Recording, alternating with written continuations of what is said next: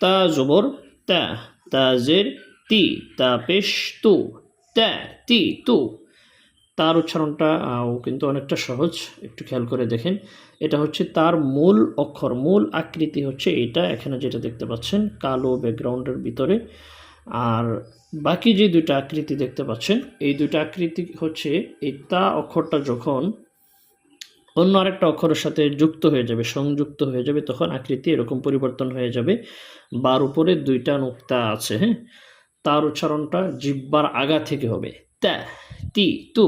তার উচ্চারণটাও অত্যন্ত সহজ, যেমন বাংলা ত আকার তা, ত ঋষিকার তি, ত রসুকার তু, এরকম তা, তি, তু, তা, তি, তু, তা, তি, তু, তা, তি, তু, তি, তা, তু, তু, তি, তা, তা, তি, তু, তি, তা, তু, তু, তি, তা।